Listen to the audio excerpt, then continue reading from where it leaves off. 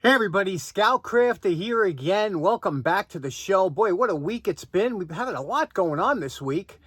So this show might be a little choppy. You know, I'm trying to think of how to edit to let it flow. You know, you want your show to flow when you go from one subject to the other.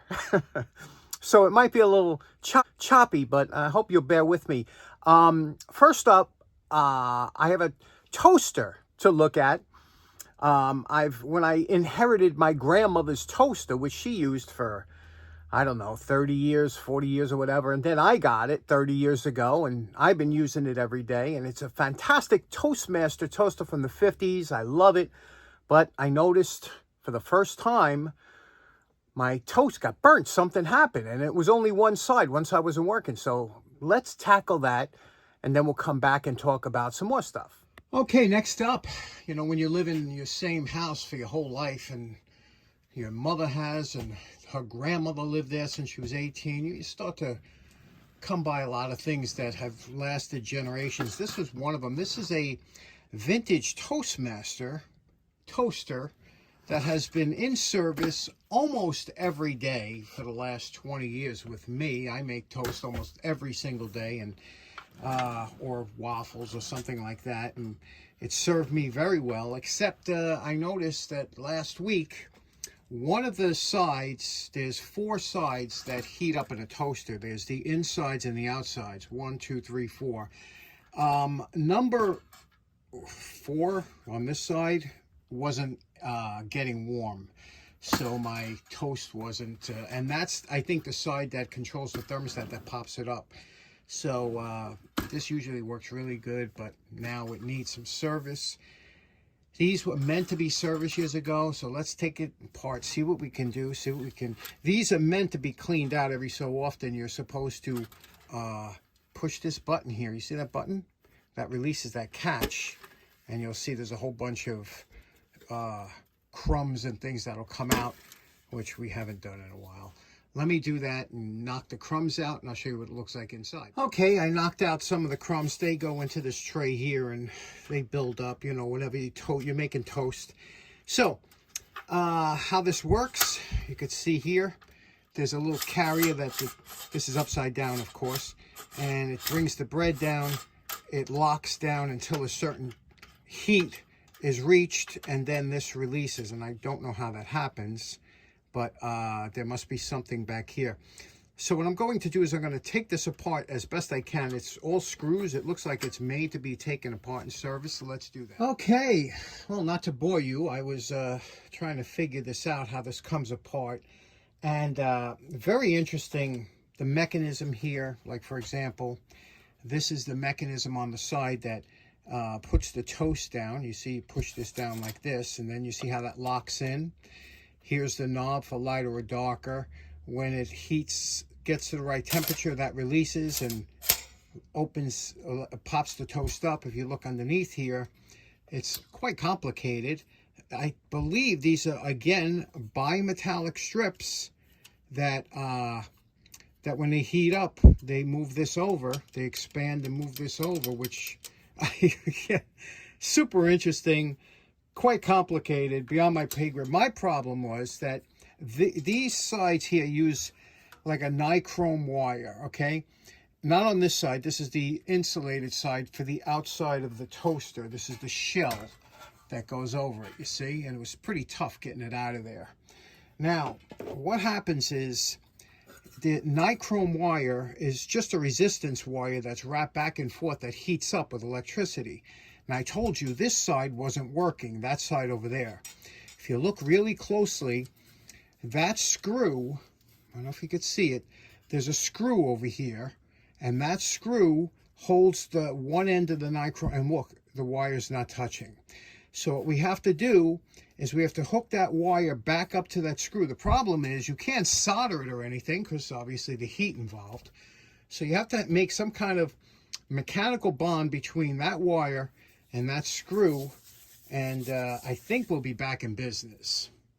Okay, can you see that screw in there? We have to get to that screw. One of the few times, probably the 3rd time in my life, I needed a right angle screwdriver, right?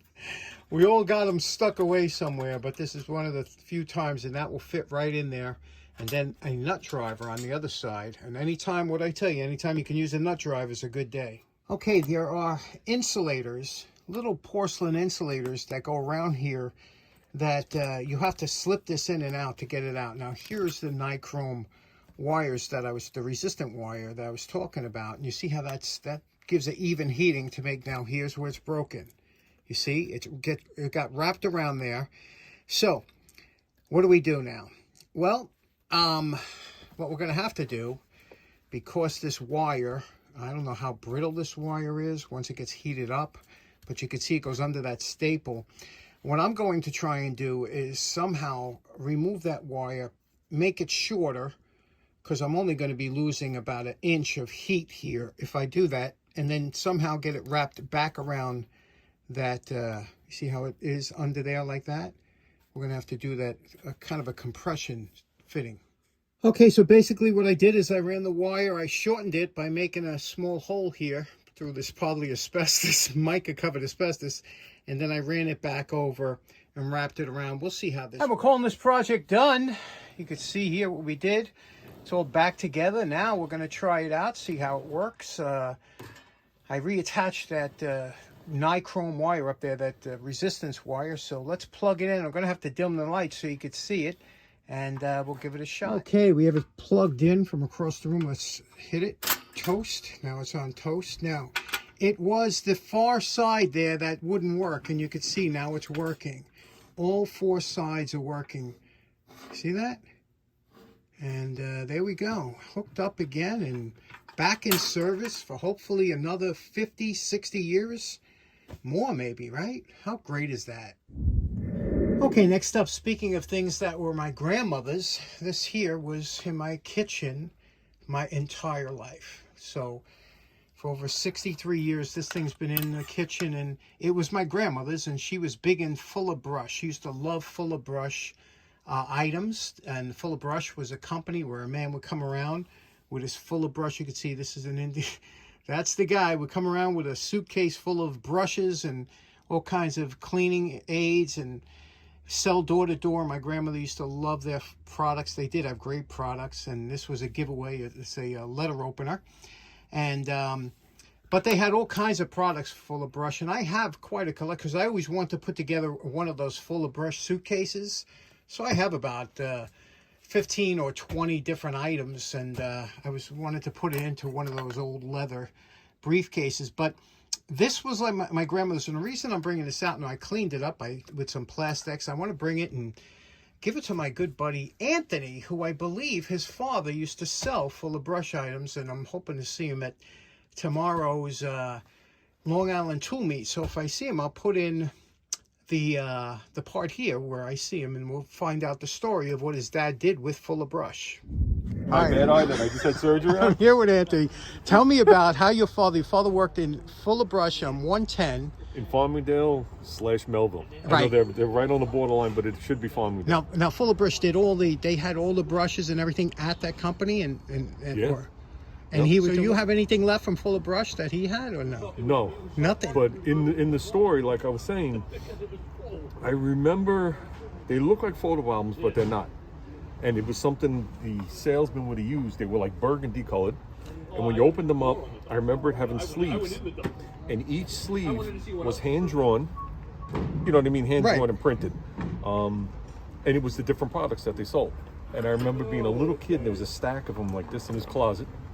You don't have those anymore? Nope. Me going in there playing with them. And then, like I said, in 9th grade, when I started doing my photography, I took all the papers out, threw them out, and I started putting my pictures in there. And that all got lost too. Now, when I saw Anthony, he gave me a great pair of these gloves. You see these here? These are old gloves. They're Lilco. Now, that stands for Long Island Lighting Company. And now it's changed to LIPA, which is Long Island Power Authority. No longer Lilco, but that was the early days. And these were gloves, I guess, that were issued to the guys when they were working, doing, you know, lineman work and stuff. So I'll hang these down in the basement. How cool are they? Okay, next up, like I said, last week I went to the Long Island Tool Meet, had a great time, met up with a bunch of great guys, and one of them was my good buddy Jim. Now, Jim, unfortunately, is going to be moving to Virginia, but it's so funny because everybody here, all us in New York, we're all so happy when we hear that somebody is getting out of New York. It's almost like you're getting out of prison, you know? We're so happy to hear that you're moving to a nice place. He bought a great farm with a couple barns up in Virginia, and he's going to be moving in a few months, but we're all excited about that. But he said here, he goes, I saw in one of your videos that you like hand trucks, which I do. And he says, I got something for you. And look at this. Jim gave me this hand truck that was his hand truck. Let's talk about that for a second. Such a nice thing. Now, I think many of us had our first introduction to moving equipment with a regular wagon and then possibly moved on to a wheelbarrow and even maybe a furniture dolly. And if you're lucky enough, you've gotten to use a pallet jack. But the hand truck is a wonderful piece of equipment to move all different types of material. Now, I just bought this hand truck actually a couple months ago, and I got it at Harbor Freight. It's good for 1,000 pounds, which I kind of find funny because supporting 1,000 pounds on a hand truck is crazy. Those little bars in the back are to slide up and down steps, but you see it has hard rubber tires. That's important to me. Now, here's something interesting. You see these two hand trucks here. One I just bought, the other one that Jim gave me. You notice Jim's leans back a little bit. Now, that's Bruce Groton told me that's because they used to use that for agricultural or for grain sacks. Now, here's another type. This one here is a composite frame, very lightweight, also light duty, but it's also has the dreaded pneumatic tires. And unfortunately, the Asian-made or new pneumatic tires we get, they all go flat. By the time you need the hand truck, you have to fill up the tires, so that's useless. So here you can see it's curved in the back to accept a barrel or a drum. And this one has a flat back, but there's all different types. There are so many different types of hand trucks, so many different types of styles and shapes and capacities and, made for going up and large appliances, things like that. But I want to restore this one and make it real nice and something Jim would be proud that I fixed it up. Next up, got a great gift from my buddy Richie Kemp. You all know Richie Kemp. Richie came and he says, hey, look, I got a petrometer for you. And it's so funny. We just did this a couple weeks ago. This one here is in a little bit, it's funny. It looks more rough shape than the other one, but it actually should clean up nice. You can see here, it's a petrometer. And this one here, he says pat pending, but a couple different things on here. First of all, it don't have the 4 drive rivets on the back that held the back on. I don't know how this is held on. Somehow it's put on here. But you can see the paint is already, look. Because the paint, that they didn't prime this, they just sprayed it on top, and that metal is very hard to hold that paint. It only had the scale on one side, not both. You see that? And the petcock is a little different. You see the petcock. Remember the other one I had was hourglass design. This one here is kind of a straight design. But and lastly, of course, it's missing the rubber ball, which a lot of these were missing. But I ordered this on Amazon. Let me show you what these are. Now, these little bulb blowers, photographers used to do them to blow the dust off your lens and things like that. They're silicone. This looks almost identical to the one that was on the original, but the other one had petrometer written on here. But this will go on here nicely and display nicely. But they work good, and you can see here that's some sawdust. If you wanted to just, you could see it. They do work good if you needed to get dust out of your keyboard or something. And this package, it's funny, they run about $7 each, but I bought a package of, 6 in here, and it was $10, so I have extras. Next up, my good buddy Bruce Groton brought down a nice box of stuff. He always brings stuff that's interesting for the show. First of all, he brought a bunch of these cleaning swabs. They got almost like a sponge-like material on the end, the disposable swabs. They always come in handy for electrical work. A vintage lamp socket. This is old because it doesn't have any barcode on it. But that's back in the day, Leviton. They used to be here on in New York. And That's when people used to change sockets out in their lamps.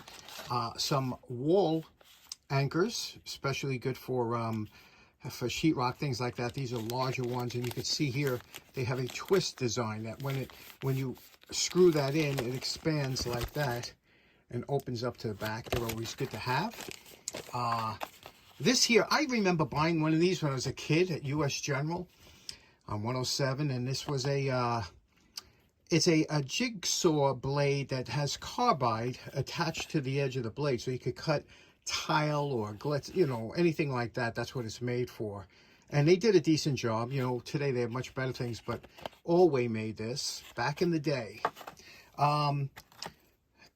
Zinc pulley and some great padlocks. Oh, everybody would remember this, right? Those old timers out there. A skate key, Chicago Skate Company. People used to wear these around their neck with some string when they were roller skating. This would open and close your skates, and also had the little wrench there to take the wheel off if you had to do that or adjust it.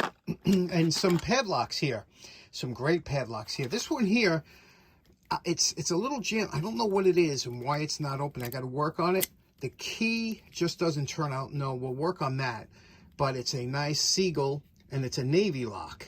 Okay, and we're gonna have to work on that to try and get that key working. This one here, another one. We'll clean this up a little bit. You can see it's a brass lock. They do clean up so nicely, you know. This one has the key here, and look at these vintage.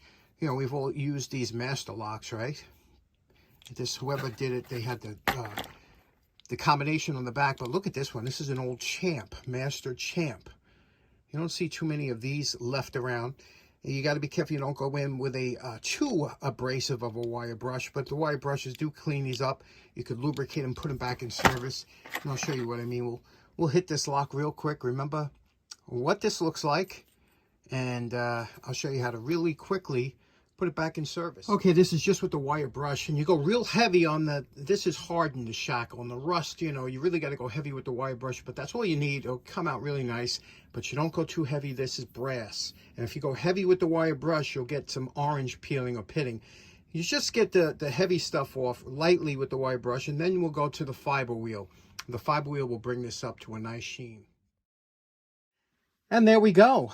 10 minutes on the fiber wheel, and look what a beautiful job it does. You can see it brings out that beautiful brass luster. Over here we did the shackle again, and you can see it just looks really nice, huh? What a beautiful brass lock. And of course you do the key too, and then we lubricate it. Now there's a lot of different ways. I did a lot of videos on lubricating locks, but a simple lubrication that I've been testing out for a long time, and it works, is a good old 50-50. Half acetone, half automatic transmission fluid. I'm going to spray a little bit in there, and then vacuum it out. I like to take a vacuum and vacuum the excess out, and what remains, that little bit of automatic transmission fluid, acetone, the acetone evaporates, and you have a nice lubricant for the lock. But let me show you how that operates. Okay, here we go. We have the key. We're going to place it in. See how nicely that works now, nice and smooth. And if you have any liquid that comes out, you can always wipe it off. And this will tarnish over time again. But nice brass lock here, nice Whitlock vintage. And there we go. Now I know some of you probably wanted to see what the Champ would look like if it was cleaned up, and you could see what kind of shape it is before we start. But using the same technique. There we go. Look at that. Isn't that beautiful? That looks just like it would have come out of the box back in the 1960s or late 50s. That beautiful Champ, and with that great writing on the back. And it's all been waxed and polished. And again, what a beautiful lock. I love these old locks. Okay, next up, our two favorite brothers, Roger and Mike.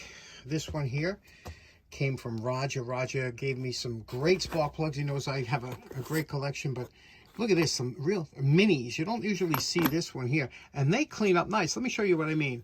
Take a look at this here, the condition it's in. Okay, a few minutes on the wire brush. You can see how nicely, this is the same exact plug. You see how nicely they clean up. Look at the electrode. This is ready to be used again, which is what we used to do years ago. We used to clean our plugs instead of just replacing them all the time.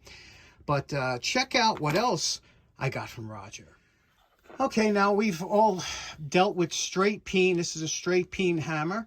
And this is a cross peen hammer, but this is a combination straight and cross peen hammer.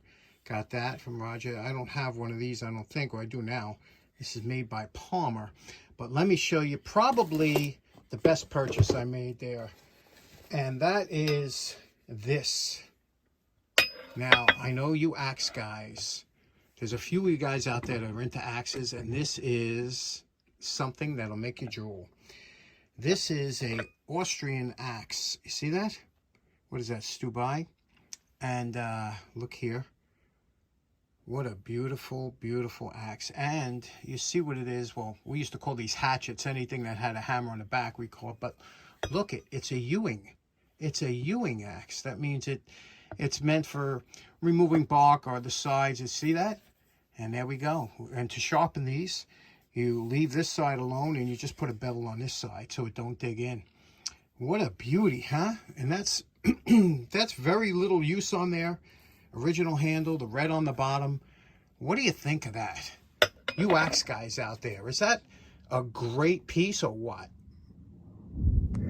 Okay, next up, this came from Mike. Now, what this is, this is really interesting. This is a antique battery charger, and you can see here, the plate is here, and it's a Tungar battery charger, okay? And what's interesting about this, made by the General Electric, I saw something like this on Mr. Carlson's channel. He did a great demo on his, but Mike had this, and I think he started taking it apart, and then I guess he figured he didn't want to electrocute himself, and he said, you know, being that I'm an expert when it comes to electronics, he said that he'd bring this my way and say, see what you can do, see if you can blow up the shop. It came with the original GE Tungar bulb here. See this here? Look at that. It's a mogul base.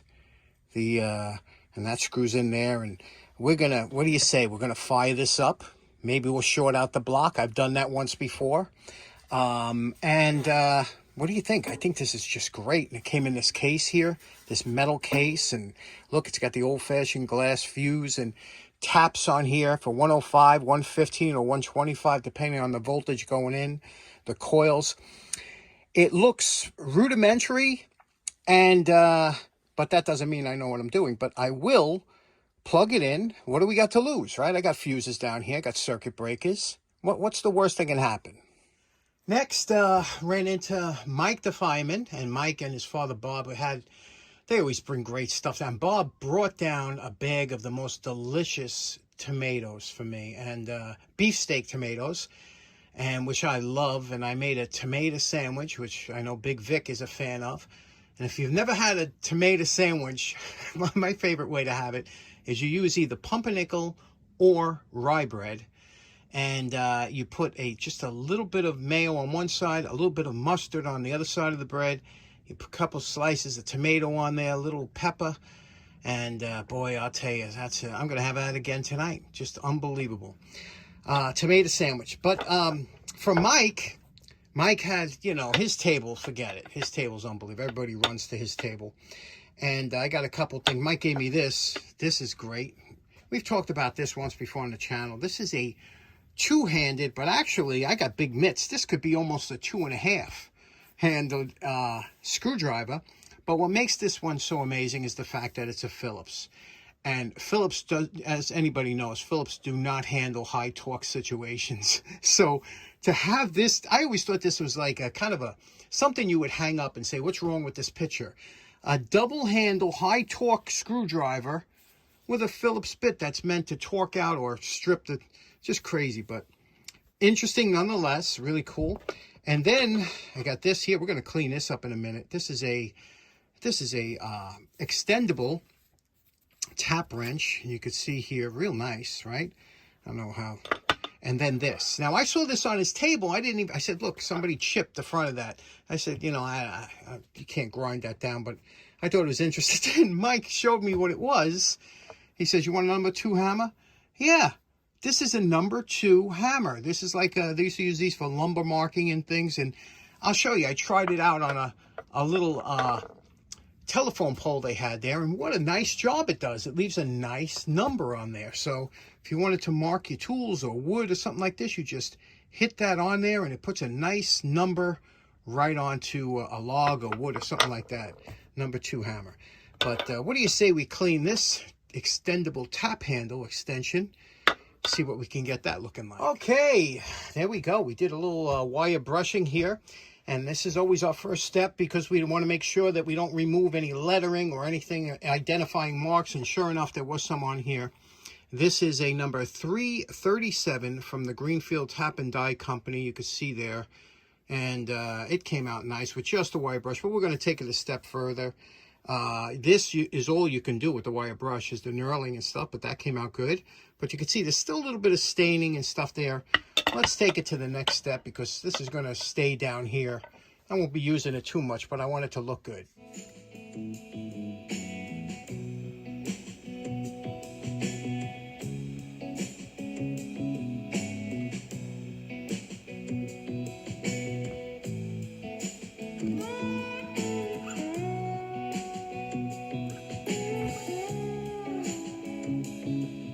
And we're calling this project done. What a nice, beautiful tap extension this is, isn't it? Look at this. And now, nice and smooth. It's lubricated here, and just beautiful. We left this all blued the way it was from the factory. This is probably just the way it came from the factory. It's just a lovely extension, simple, but from the Mike's dollar table, cannot be beat. And lastly, Mike brought in a set of these screwdrivers. They're sold by Lee Valley Tools, and they're parallel tip, but they're like the perfect handle screwdrivers from years ago. Take a look at these screwdrivers. Aren't they just attractive? They're polished out steel. They have a nice hardwood to them, and of course they have the hollow ground tips. So, and they're much better steel than the original perfect handle screwdrivers. So, what do you think of these? I bet you they run a pretty penny because, like I said, they're sold at Lee Valley Tools, and I couldn't find any. Okay, so in closing, special thanks to everybody that contributed to today's show and the projects that we will have upcoming in the future. In fact, I already started on some of them, but we got a lot going on. Thanks so much for tuning in. Hope you have a great week. We'll see you again soon. Take care. Bye-bye.